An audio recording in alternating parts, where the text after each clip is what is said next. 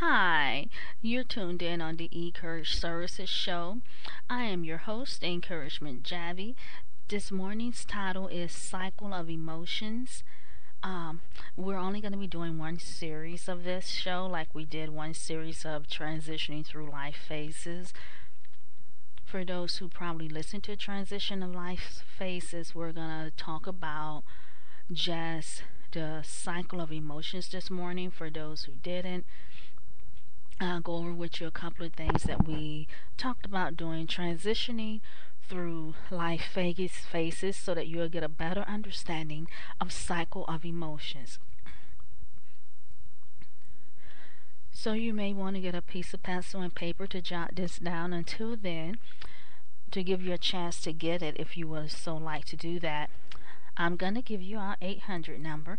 It's 1-866 524-4828, extension 2836, and we want to say thank you so much for your calls and your emails. We do read them.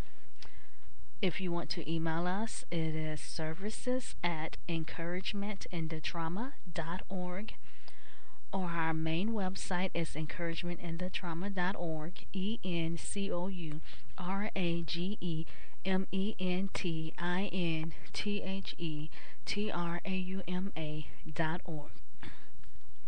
If you'd like to catch us on Skype, you can do that at ecourage.services. Now, we want to get right into the show. When you're transitioning through the phases of your life, trying to become a more responsible and productive person, we said that there were several phases as far as emotionally, mentally, physically, or spiritually connect. It's kind of like the cycle of a mental aspect, emotional and physical and spiritual aspect. It's kind of like the cycle of your life. For example, if you look at it with teenagers, in order to become a teenager, you usually have to grow up. You become a baby, you go through the stages of preschool, elementary, adolescencehood, middle school, and then teenagers go through the cycle of life, or maybe getting a learner's permit, obtaining a driver's license, obtaining bank accounts, learning about their first new job, understanding that they need to make better grades. It's just cycles of life. So it is with our mental, emotional, and physical and spiritual connect. It's a cycle of life. And sometimes, if we don't begin to understand that and realize that, we can have a disconnect with that, which is how come sometimes a lot of people may have perhaps a lot of emotional imbalances, and the imbalance could just be maybe they're a really nice person and they're a really sweet person, but when they get angry, and it may be bursts of anger, and they just have to learn how to balance that. Or maybe mentally, it could be that they do very well under pressure, but once they've had it, the person has had it, and maybe it's just one certain thing that could really get them upset and angry, and perhaps they can learn to balance that with some type of meditation. So that's all we're saying when we're talking about the emotions, your cycle of life and your emotions. Our show is geared toward those who have very, very, very high stress levels in their life, and they're trying to tone it down some. They're trying to bring more calmness and peace and awareness in their heart, inwardly, and in their life, because the majority of them have been victims of some type of childhood abuse or teenage abuse, and then when some, they have gotten married and their spouse maybe have been emotionally, physically abusive to them, or sometimes mentally. So we want to say that if your cycle of life has been interrupted, and sometimes we often have imbalances in our emotions and in our mental mindset. It does not mean that you have a mental problem or severe emotional problem. We just need to find some tools of how to better manage our emotions and our mental mindset. But you have to first acknowledge that there's a problem, or recognize that you have the problem, so that you can learn to love yourself better and treat yourself better, because you have to live with yourself. So you want to be able to not cause so much stress in your life, perhaps by not getting so angry all the time, or yelling or screaming so loud, because that can really raise your blood pressure level up for some people. Some people, it can cause a heart attack. I had a friend one time, we were walking and we were talking, and she was really angry about something, and she had mentioned, every time I think of so and so's name, I get so angry. And she was only 20, we were only 20 years old. Her heart, she had a lot of pain in her heart, and she had screamed the person's name, and it was just, you can tell it was utter rage. And she said, "Oh, my heart." And I thought that she was going to have a heart attack, but I said, you might want to sit down. You might want to relax. And as she began to stop and sit down in the middle of the road, because we were walking, and relax, she thought of the person's name again. The pain came back so sharp because she screamed it. And finally, when she said, "I'm not going to think about that person's name anymore," or she chose not to scream it and said it calmly, all of that pain stopped. And after that, she just decided, if I'm angry, if that person make me angry when I say their name, I'm just not going to say their name, because she never wanted to experience that again. So you want to be aware of how our body reacts to certain things, so that we won't get our body adapted to physical illness and ailments. And this is where, with our cycle in life, you might want to get a piece of paper and put cycle of emotions. What can you do to work on your cycle of emotions? One thing that I do is I do Pilates. Pilates is really good for structure and balance, but it's also good for weight loss and for helping one manage stress. It brings a real calmness to me, especially when you're doing the stretching Pilates and the side to side bends. There's so many different forms of Pilates that it actually helped me cope throughout today. Also, another good thing is yoga. If you're into yoga, or if you're into Pilates, or you like to try it, they do have some yoga and Pilates. The one I use, I go on Amazon and put in Pilates and yoga. They might have the beginning where the people are just talking about stretching, because a lot of times when we're trying to get through the cycle of our emotions and we have a lot of stress or anger or imbalances, just stretching is really good. That way you won't have to be so concerned. If you're one that is concerned about how they go in animal movements, I purchased the one where it's just beginning Pilates, and they don't have that on there. It talks about breathing and stretching, and maybe once or twice they might say bend this way, like this or that, and that is simply to understand or envision in your mind how to go about doing the shape of your body as well when you're doing the cycle of emotions. Besides learning some form of meditation, there are many ways to meditate. Some people listen to music. Some people meditate with just belly dancing. I do that sometimes. I used to do it all the time, but I don't do it as much. Some people call meditation just lifting up their hands and moving around.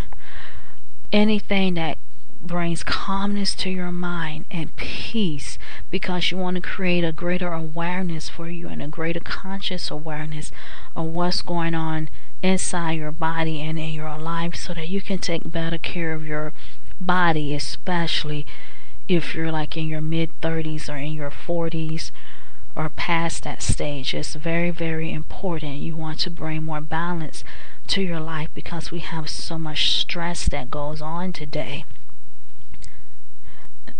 And you want to remember that in our life cycle, we may remain in a state of trauma from abuse, emotionally, mentally, or spiritually, or physically. Sometimes our bodies can continue in a state when our bodies is overstressed, maybe when we overeat.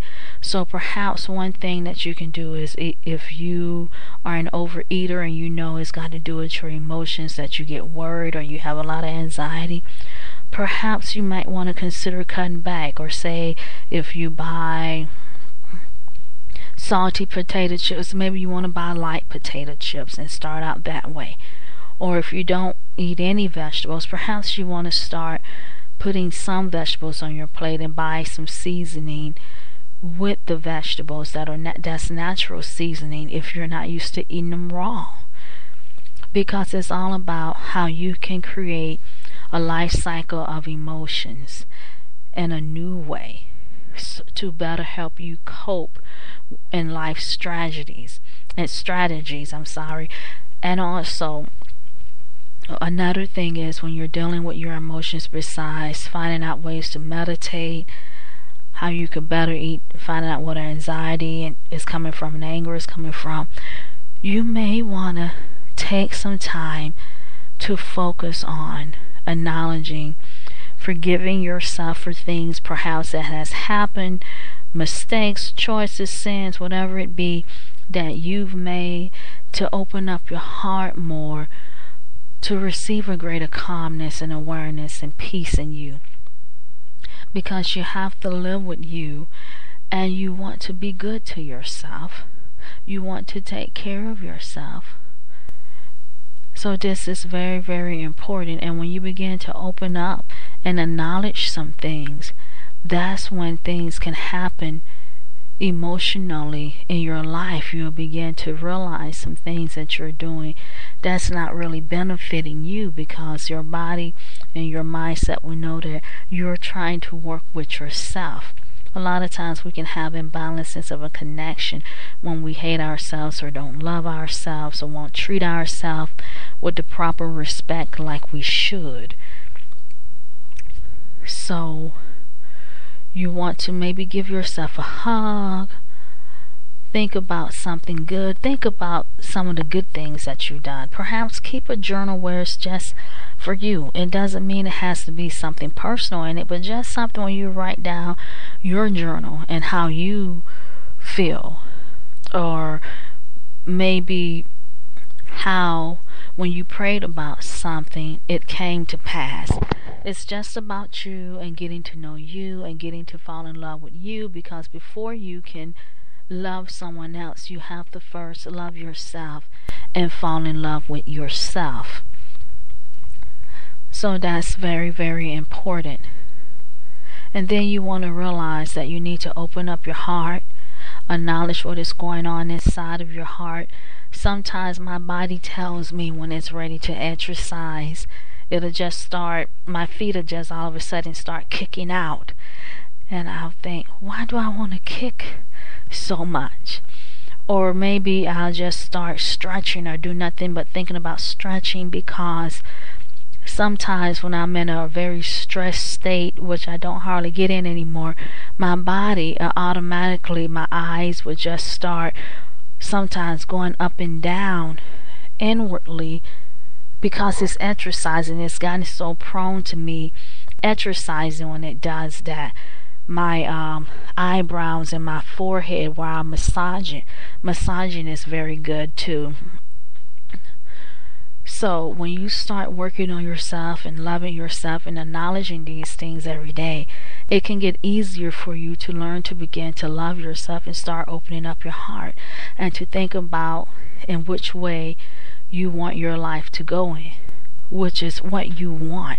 You want to be able to open up more emotionally, and when you do that, it'll be much easier for you to socially connect with others, to be understanding of others, and not to be so judgmental. Because one thing that I began to realize is sometimes a lot of people who's gone through different types of trauma, because we have been so judged, we can oftentimes be very, very judgmental, and you want to watch that because you want to grow as a person.